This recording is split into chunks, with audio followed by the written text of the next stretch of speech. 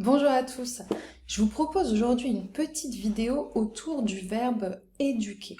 Alors vous allez me dire pourquoi une vidéo sur un verbe et surtout sur ce verbe éduquer. Alors simplement parce que j'ai un peu l'impression, peut-être que je me trompe, que aujourd'hui éduquer ça serait quelque chose de mal, ce serait quelque chose de critiquable, qu'en France on aimerait éduquer les enfants.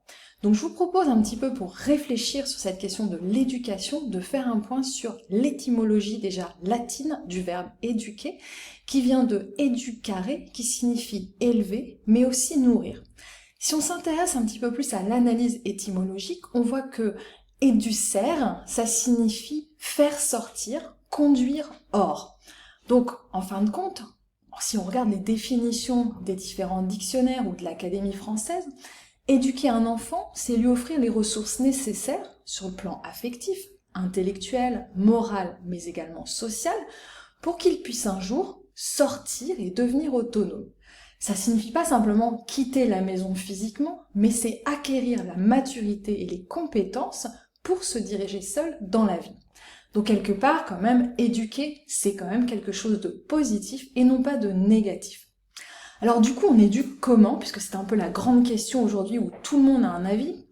Alors on pourrait dire qu'une éducation efficace, et je mets le terme efficace entre guillemets, ça repose sur un équilibre entre un soutien affectif de la part des parents et un cadre.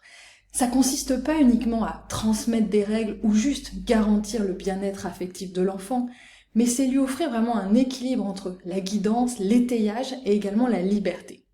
Et si on se réfère à la littérature scientifique en ce qui concerne la parentalité, les styles parentaux, on voit que les enfants élevés dans des environnements où les attentes sont claires, la relation aux parents est chaleureuse et les règles sont appliquées avec bienveillance et cohérence, développent une meilleure estime de soi et internalisent davantage les valeurs sociales.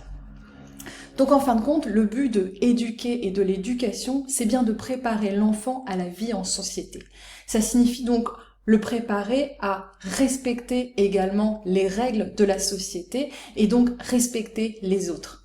Une éducation réussie, à nouveau, je le mets entre guillemets, ça repose sur une posture parentale qui allie de l'implication affective, de la chaleur parentale, bien évidemment, mais également un cadre structurant et structuré.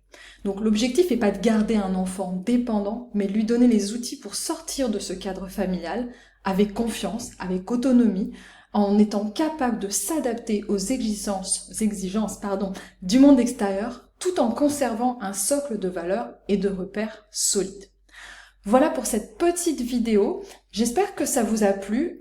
Pour moi, c'est un élément très important. Ça porte à réflexion aussi sur l'importance de l'éducation sur les générations à venir. Je vous remercie, je vous dis à très bientôt.